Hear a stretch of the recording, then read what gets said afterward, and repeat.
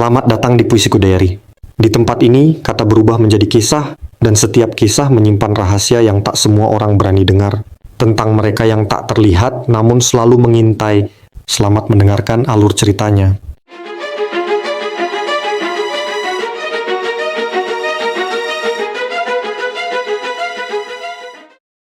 Ada satu pertanyaan yang sampai hari ini belum bisa dijawab. Kenapa hampir setiap orang yang turun ke ruang bawah tanah Lawang Sewu selalu merasa seperti tidak sendirian, bukan cuma merinding, bukan cuma sugesti, tapi benar-benar merasa ada yang berdiri tepat di belakangnya. Dan malam itu seorang wisatawan asal Jakarta membuktikan sendiri bahwa lorong di bangunan tua ini memang tidak pernah benar-benar kosong. Sore itu Semarang mendung, langitnya abu-abu pucat seperti ditutup kain tipis. Angin berembus pelan di halaman depan Lawang Sewu. Bangunan tua itu berdiri megah seperti biasa, putih, besar, dan sunyi. Bagi warga Semarang, tempat ini bukan sekadar bangunan tua, ia adalah saksi sejarah. Dibangun pada awal abad ke-20 sebagai kantor perusahaan kereta api Hindia Belanda, gedung ini pernah menjadi simbol kejayaan kolonial. Tapi sejarahnya tidak berhenti di situ. Pada masa pendudukan Jepang, ruang bawah tanahnya digunakan sebagai penjara. Banyak cerita tentang tahanan yang disiksa, ada yang tidak pernah keluar lagi. Cerita-cerita itulah yang membuat Lawang Sewu bukan hanya destinasi wisata sejarah, tapi juga tempat yang selalu dikaitkan dengan hal-hal yang sulit dijelaskan. Rian tidak terlalu memikirkan semua itu ketika ia dan 4 temannya memutuskan berkunjung. Mereka datang dari Jakarta, liburan singkat. Niatnya hanya jalan-jalan, foto-foto, lalu pulang. Jam menunjukkan pukul 4 sore ketika mereka membeli tiket masuk. Suasana masih cukup ramai. Beberapa keluarga berjalan santai di halaman, anak-anak berlarian. Ada pasangan muda yang berfoto pre-wedding di sisi kiri bangunan. Semua terlihat normal, awalnya. Begitu mereka melangkah masuk ke lorong utama, suasana berubah perlahan. Lorong itu panjang. Jendela-jendela tinggi berjajar rapi. Cahaya sore masuk dari samping, membentuk garis-garis panjang di lantai. Suara langkah kaki mereka menggema pelan, tok, tok, tok. Dita sempat bercanda, sumpah ya, ini kalau sendirian serem banget. Rian hanya tersenyum kecil, tapi dalam hatinya ada perasaan aneh yang sulit dijelaskan. Bukan takut, lebih seperti dia sedang diperhatikan. Mereka mulai berkeliling ke beberapa ruangan. Pemandu wisata menjelaskan sejarah bangunan itu, tentang arsitekturnya, tentang masa penjajahan, tentang fungsi ruang-ruang yang kini kosong. Rian sebenarnya tidak terlalu tertarik dengan detail sejarah. Perhatiannya justru lebih sering tertarik pada sudut-sudut gelap ruangan. Beberapa pintu terbuka setengah, beberapa ruangan kosong dengan dinding putih kusam, dan setiap kali ia berdiri terlalu lama di satu titik, ada rasa seperti hawa dingin yang melewati punggungnya. "Lu kenapa?" tanya Andra. "Enggak, cuma aneh aja." "Aneh gimana?" "Kayak, ini tempat masih ada isinya." Andra tertawa kecil. "Ya jelas ada isinya, pengunjung." Rian tidak menjawab, karena yang ia maksud bukan itu. Sekitar pukul 5 sore, rombongan memutuskan turun ke basement, tempat yang paling sering dibicarakan orang. Tangga menuju bawah tanah terasa lebih sempit. Lampu redup menyala kekuningan, udara berubah lebih lembab. Bau tanah basah langsung terasa begitu mereka sampai di bawah, dindingnya dingin. Beberapa bekas jeruji besi masih terlihat. Pemandu mulai bercerita tentang masa pendudukan Jepang, tentang tahanan yang dimasukkan ke sel sempit berisi air setinggi lutut, tentang interogasi, tentang penyiksaan. Tidak semua cerita tercatat resmi. Sebagian hanya diwariskan dari mulut ke mulut. Konon beberapa tahanan meninggal tanpa pernah diketahui namanya. Dan konon juga tidak semua dari mereka benar-benar pergi. Rian berdiri agak terpisah dari rombongan. Lorong basement itu sempit dan memanjang, di ujungnya gelap. Lampu tidak menjangkau seluruh sudut. Saat itulah ia mendengar suara, seperti sesuatu diseret, gesekan pelan, seret. Rian menoleh. Teman-temannya masih mendengarkan penjelasan pemandu. Ia mencoba meyakinkan diri, mungkin hanya suara air. Tapi suara itu terdengar lagi, kali ini lebih jelas. Seperti langkah kaki yang lambat, 1-2 berhenti. Jantungnya mulai berdetak lebih cepat. Ia menatap ke ujung lorong dan di sanalah ia melihatnya, sosok tinggi, kurus. Berdiri diam di batas gelap dan cahaya, tidak bergerak, tidak mendekat, hanya berdiri. Rian berkedip, sosok itu hilang. Ia menarik napas dalam. Gue kebanyakan denger cerita pikirnya Ia tidak ingin mempermalukan diri sendiri dengan panik karena bayangan. Namun sejak momen itu, perasaan tidak nyaman itu berubah menjadi sesuatu yang lebih nyata. Mereka naik kembali ke lantai atas menjelang maghrib, langit di luar mulai gelap. Sebagian pengunjung sudah pulang, suasana lebih sepi. Lorong kini terasa lebih panjang dari sebelumnya. Setiap pintu terlihat seperti mulut yang terbuka. Dita mengambil beberapa foto terakhir. Flash kamera menyala, sekali, dua kali. Tiba-tiba ia terdiam. Yan, apa? Lu lihat ini deh. Di layar kamera, lorong yang tadi kosong kini tidak sepenuhnya kosong. Di ujung foto terlihat bayangan samar, seperti siluet seseorang berdiri di antara dua pintu. Padahal mereka yakin tidak ada siapa-siapa di sana saat foto diambil. Paling bayangan, kata Andra cepat. Tapi tak satu pun dari mereka benar-benar terdengar yakin. Rian merasakan hawa dingin menjalar lagi, lebih kuat dari sebelumnya. Dan tanpa ia sadari, sejak turun dari basement tadi, ada sesuatu yang ikut naik bersama mereka.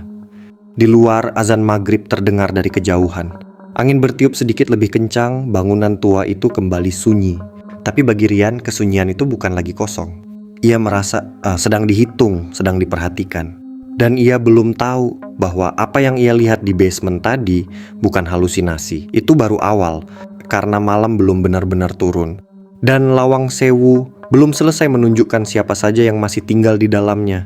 Langit benar-benar gelap ketika mereka memutuskan turun ke lantai 1. Pengunjung sudah jauh berkurang. Suara-suara riuh sore tadi hampir tidak terdengar lagi. Yang tersisa hanya langkah kaki yang menggema di lorong panjang. Tok, tok, tok. Semakin sepi sebuah tempat, semakin jelas suara kecil terdengar. Dan di Lawang Sewu, suara sekecil apapun terasa seperti diperbesar. Rian berjalan paling belakang, bukan karena disengaja. Entah kenapa, sejak tadi ia selalu tertinggal beberapa langkah. Ia mencoba bersikap biasa, mengobrol, tertawa kecil saat Andra bercanda. Tapi ada satu hal yang tidak bisa ia abaikan. Setiap kali mereka berhenti, ia masih mendengar langkah tambahan. Bukan gema, langkah yang ritmenya berbeda, pelan, berat, seolah menyeret sedikit. Ia sempat berhenti mendadak, langkah itu ikut berhenti. Rian menoleh cepat, kosong. Lorong panjang dengan pintu-pintu tua berdiri diam. "Kenapa lu?" tanya Dita. "Enggak, kayak ada yang ikut jalan." Andra langsung menimpali, jangan mulai deh." Rian tidak melanjutkan, tapi kali ini ia yakin ia tidak sendirian di belakang. Mereka melewati tangga kayu menuju lantai 2 lagi untuk mengambil tas yang sempat dititipkan di bangku dekat jendela. Tangga itu berbunyi setiap kali diinjak, krek, krek, krek. Rian menghitung langkah teman-temannya dalam hati, 1, 2, 3, 4, 5. Tapi suara anak tangga yang berbunyi terdengar 6 kali. Ia berhenti di tengah tangga. Teman-temannya sudah sampai di atas. Ia melihat ke bawah, gelap, tidak ada siapa-siapa. Namun perasaan itu semakin jelas, ada yang naik bersamanya. Sampai di lantai 2, udara terasa lebih dingin dari sebelumnya, aneh. Padahal tadi sore mereka tidak merasakan sedingin ini. Lorong kini nyaris kosong. Hanya ada satu petugas kebersihan yang sedang menyapu di ujung ruangan. Dita berjalan lebih dulu mengambil tasnya. Rian berdiri sebentar di dekat jendela besar. Dari situ ia bisa melihat halaman depan yang mulai gelap. Lampu taman sudah menyala. Tiba-tiba kaca jendela memantulkan sesuatu, refleksi samar. Seperti ada orang berdiri tepat di belakangnya. Rian menoleh cepat, kosong. Jantungnya mulai berdetak lebih keras. Ia mencoba menenangkan diri. Udah sugesti, gumamnya pelan. Tapi tubuhnya tidak bisa dibohongi, bulu kuduknya berdiri. Ketika mereka hendak turun untuk benar-benar keluar dari gedung, suasana berubah lagi. Lorong yang tadi kosong sekarang terasa padat, bukan ramai, tapi berat, seperti ada tekanan di udara. Langkah mereka terdengar lebih pelan, tidak ada lagi yang bercanda, semua berjalan cepat. Begitu sampai di tangga utama menuju lantai 1, Rian kembali merasakan hal yang sama. Langkah tambahan itu kembali terdengar, kali ini lebih jelas. Satu anak tangga di belakangnya berbunyi, tanpa ada siapapun di sana. Krek, ia berhenti, suara itu berhenti. Dita yang sudah sampai bawah berteriak kecil, "Yan, cepetan!" Rian menuruni sisa tangga dengan cepat. Begitu sampai di lantai 1, ia tidak menoleh lagi. Ia tidak ingin memastikan apapun. Karena jauh di dalam hatinya ia mulai tahu kalau ia menoleh, mungkin ia benar-benar akan melihatnya. Mereka akhirnya sampai di pintu utama. Udara luar terasa lebih lega. Angin malam menyentuh wajah Rian. Untuk sesaat ia merasa aman. Halaman depan terlihat sepi. Hanya ada beberapa pengunjung terakhir yang berjalan menuju parkiran. Dita sempat berkata, "Gila sih, tadi basement tuh parah banget auranya." Andra mengangguk. "Gue sih kapok turun malam-malam." Rian tidak ikut menanggapi. Karena tepat saat mereka berdiri di depan pintu besar itu, ia merasakan sesuatu yang sangat jelas. Seseorang berdiri tepat di belakang mereka semua, sangat dekat. Hampir menyentuh, hawa dinginnya terasa sampai ke tengkuk. Rian tidak berani menoleh. Tapi refleksi di kaca pintu memperlihatkan bayangan samar. Lebih tinggi dari mereka, kurus dot diam. Berdiri tepat di tengah rombongan, Rian merasa napasnya tercekat. Dunia seperti melambat, suara angin hilang, suara kendaraan di luar menghilang. Yang tersisa hanya detak jantungnya sendiri. Dan rasa dingin yang menjalar dari leher ke punggung. Lalu tiba-tiba, semua gelap. Rian pingsan tepat di depan pintu utama. Teman-temannya panik. Petugas keamanan langsung datang membantu. Mereka membawa Rian ke bangku panjang di halaman. Beberapa menit kemudian, Rian sadar, wajahnya pucat, matanya kosong. Ia menatap lurus ke arah pintu utama Lawang Sewu, seolah ada sesuatu yang masih berdiri di sana. "Yan, lu kenapa?" Suara Dita terdengar gemetar. Rian tidak langsung menjawab. Butuh waktu hampir 1 menit sebelum ia bisa berbicara. Pelan terputus-putus. Tadi, dia ikut keluar. "Siapa?" Rian menelan ludah yang di basement. Teman-temannya saling berpandangan. Petugas keamanan yang berdiri di dekat mereka ikut diam. Rian melanjutkan dengan suara lebih lirih. "Dia berdiri di belakang kita semua, dari tangga sampai pintu." Dita langsung menangis. Andra mencoba bersikap rasional. "Lu halu, Yan, lu capek."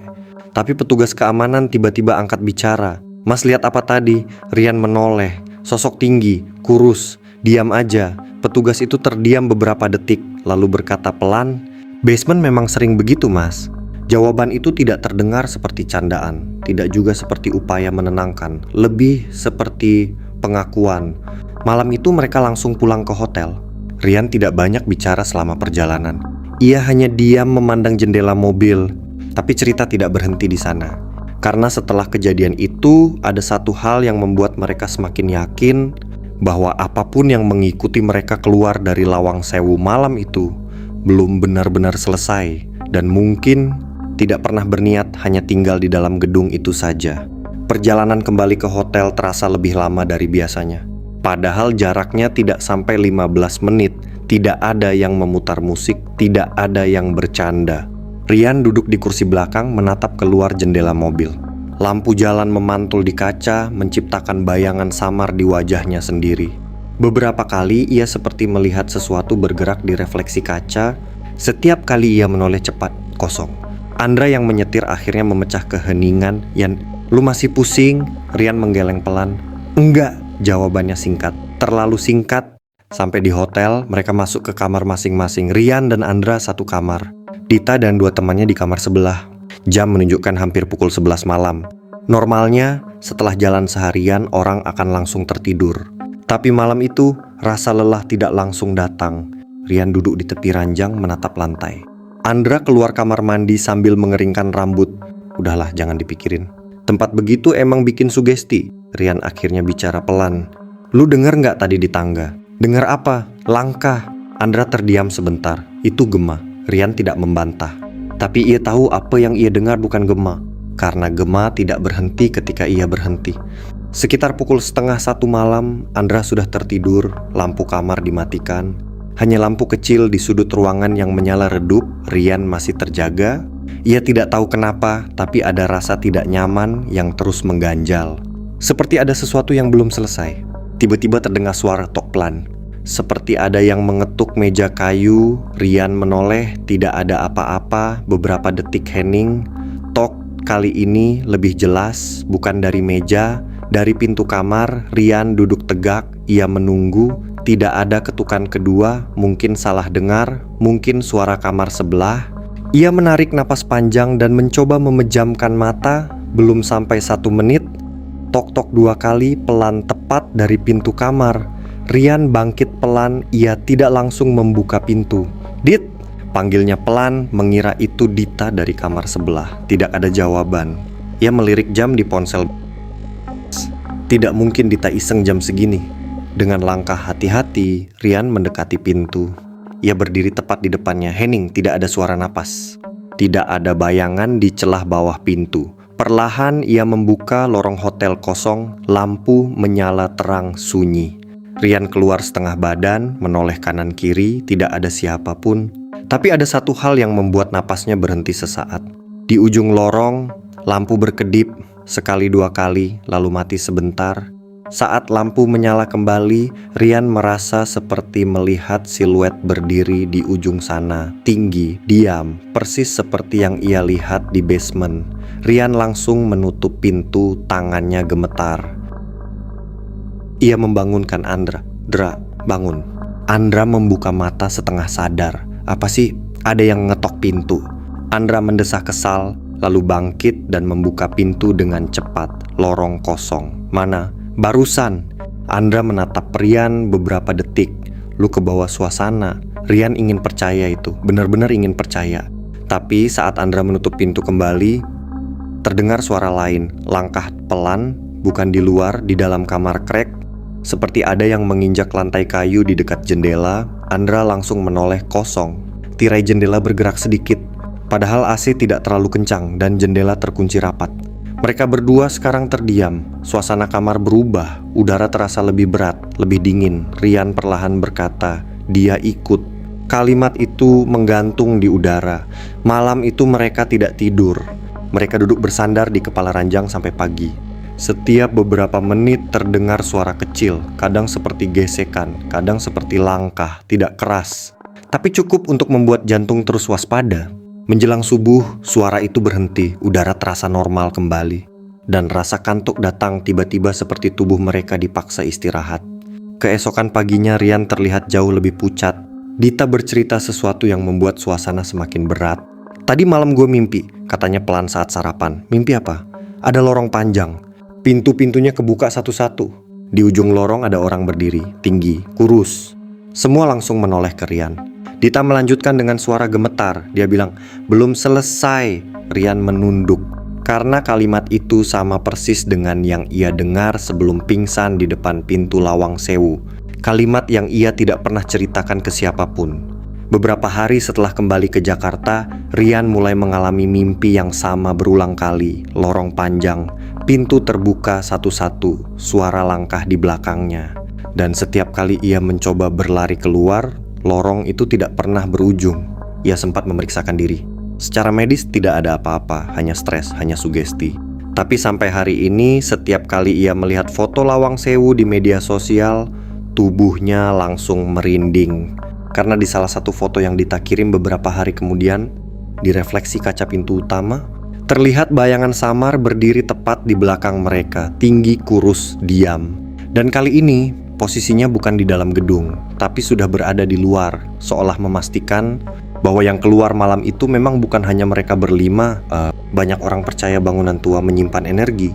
Banyak juga yang percaya itu hanya cerita yang dibesar-besarkan. Tapi bagi Rian, Lawang Sewu bukan sekadar tempat wisata sejarah. Ia adalah tempat di mana ia belajar satu hal. Tidak semua yang tinggal di sebuah bangunan tua ingin tetap tinggal di sana. Dan tidak semua yang kita ajak keluar dari sebuah tempat akan tahu caranya kembali. Jika kalian suka dengan video seperti ini, jangan lupa like, comment, share, dan subscribe untuk update video-video terbaru lainnya. Terima kasih.